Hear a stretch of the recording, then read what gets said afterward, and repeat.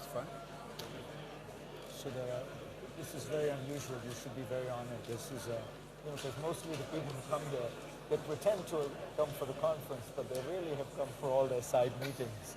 So to have, this is 1,200 people. Is that so? Yeah, and this is all, so it's a testament to the curiosity about you, I would say. Okay. Sounds good. Oh, I see Trevor. Yes, it's Trevor. You brought Trevor Emanuel along.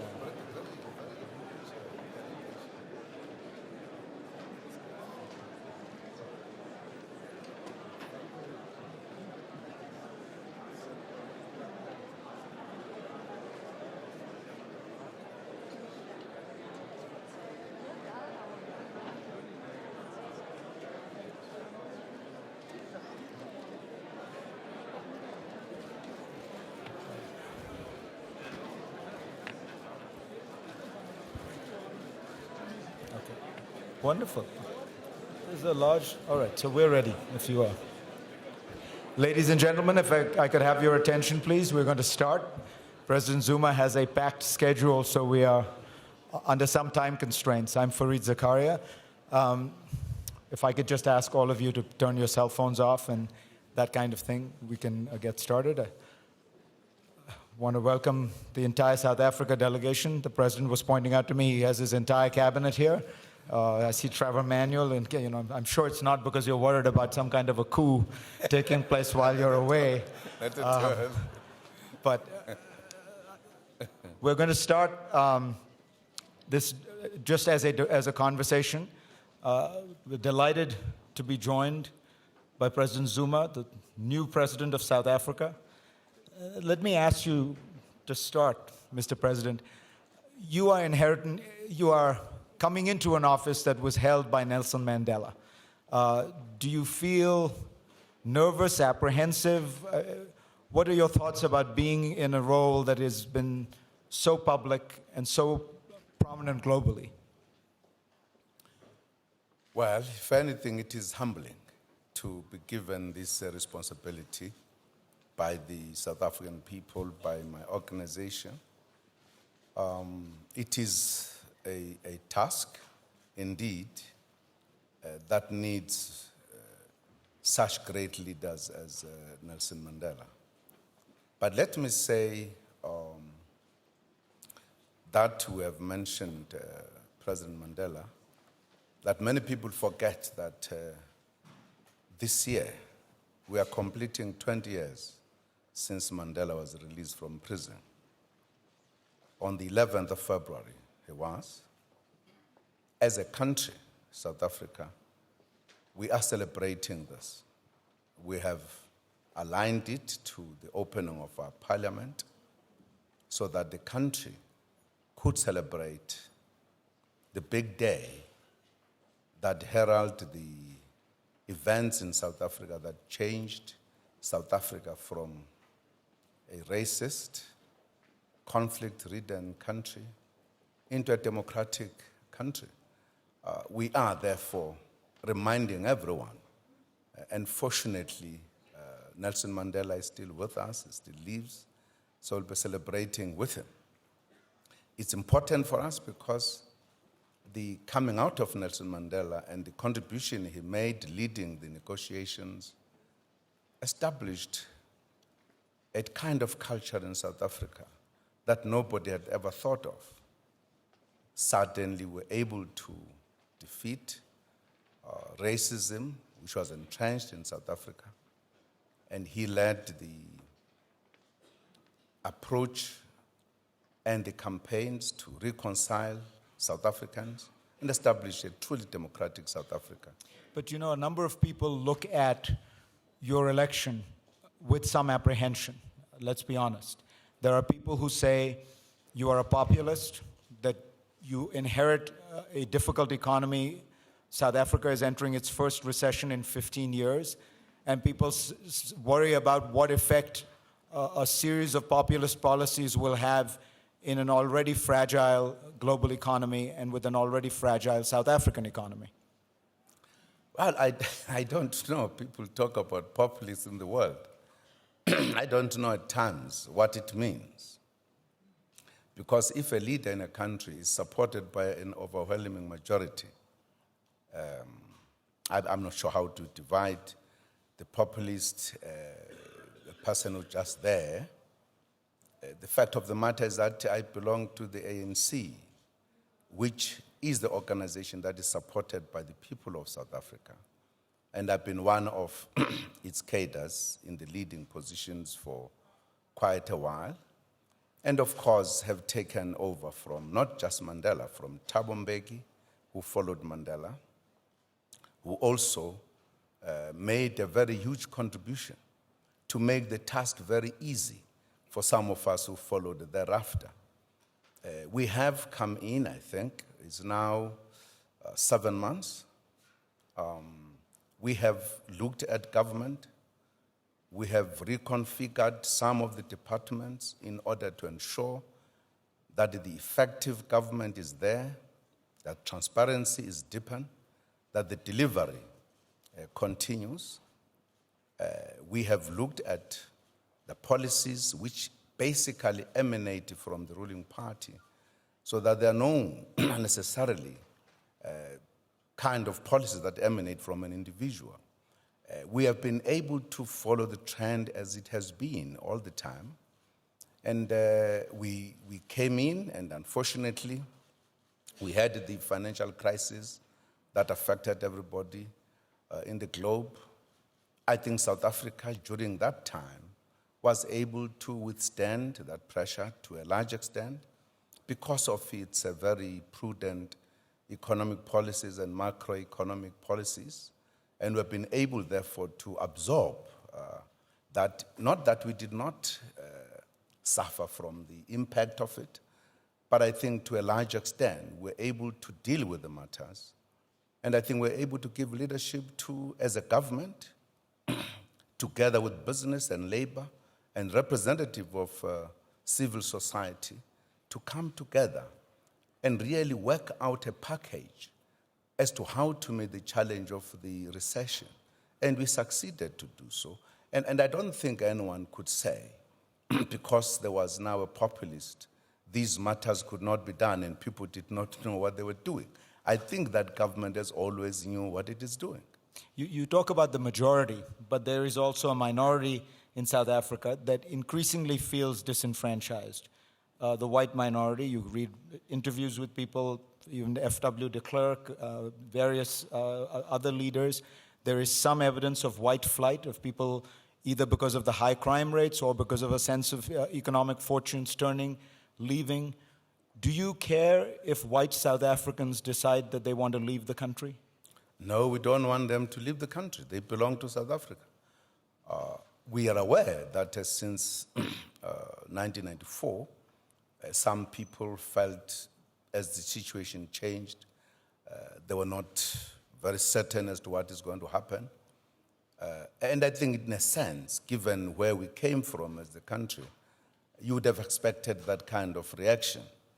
But at times, that reaction, in my view, is exaggerated, because South Africans have accepted what South Africa is all about.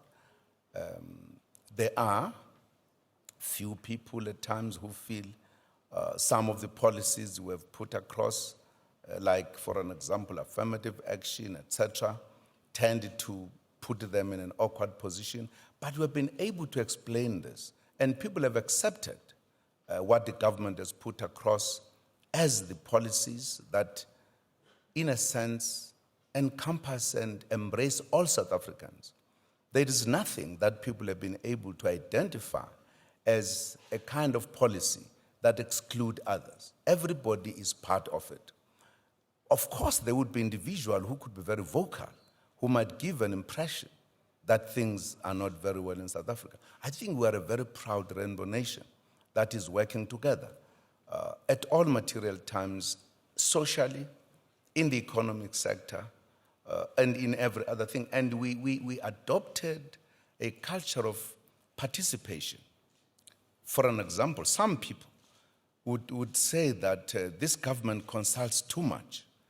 And that's how we feel we should involve people so that people feel a part of the processes in the country. Because we feel, everybody must feel, we are part of this. Nobody must feel excluded. And we do not run short of explaining what we are trying to do. So there isn't anything that I would say, I would agree with those who say South Africa is now something else since the coming of democracy in South Africa. In fact, if anything, South Africans have come to embrace what is happening in the country. They are very happy.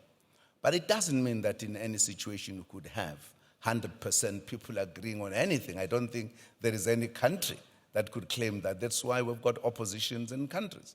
Because at times people, even on the things that they say they are agreed on, the way to get there, at times they don't necessarily agree. I think in South Africa there is an element of exaggerating things. Do you believe that South Africa, moving forward, needs more market-based reforms, or does it need more government intervention? It needs a mixture of the two. I don't think we need... You're fudging the question. And I'm not avoiding the question. It needs the mixture of the two. You cannot do with one or the other. It needs a mixture of the two. The question is, how do you balance it in terms of the material conditions in the country where you are operating? And this is what we have said. Our economy is mixed economy. And we are dealing with both the participation of the public sector and the participation of the private sector.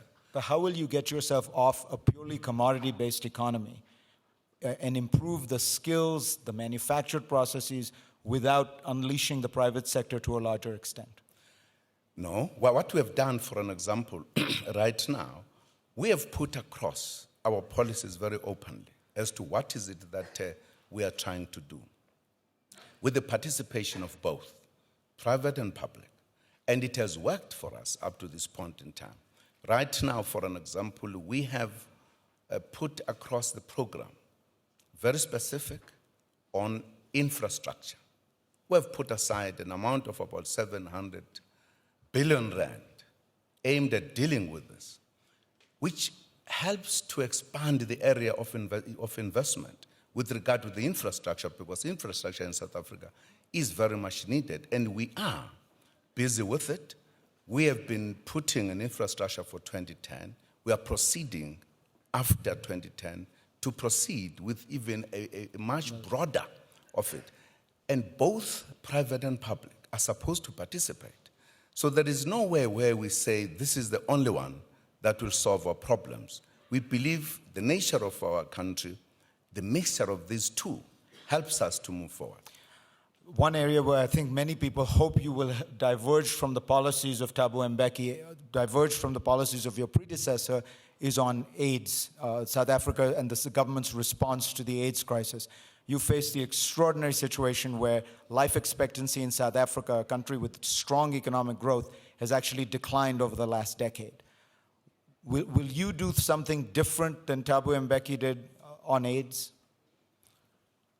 Well, I know that people tended to look at our policy in the past based on what some of our colleagues as individuals said.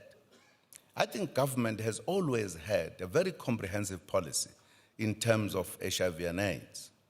But there were issues that were raised that, and people, including President Mbeki, he has specific views that he said these were his specific views, were not necessarily... But there were bogus issues not based in science and had the effect of stopping an enormously important movement forward to deal with the problem. But that's just a point I'm making, that these were specific views. And it started by President Mbeki asking questions which needed scientists to answer. And instead of the scientists to answer, that provoked a debate. It did not move away that we had a very clear, comprehensive policy at the time. What we have done now, we have removed the politicization of HIV and AIDS, and therefore removed those debates and came back to the policies. We are, at this point in time, we have prioritized health as one of the 5 priorities. And we have a very comprehensive program to deal with that, including to remove the perceptions that existed then. Okay. So insofar as we are concerned, on that issue, we are clear. We, in December, for an example, announced new measures which added on, enhanced our policies that were there before. And I think the country is very happy, and I think the world is very happy with the approach that we have adopted. Mr. President, I have to ask you an awkward question, but in preparing for this interview, I was actually asked this by so many of the women who are here, because it relates to an issue that they see as one of equality in treatment of women. You have many wives. You practice polygamy. There are many people who say this is symbolically a great step backward for the leader of South Africa to be embracing a practice that they say is inherently unfair to women. How do you react? Well, it depends what culture you come from. People interpret cultures in different ways. And some think that their cultures are superior to others. That's a problem we have in the world. That's a problem which we need to deal with.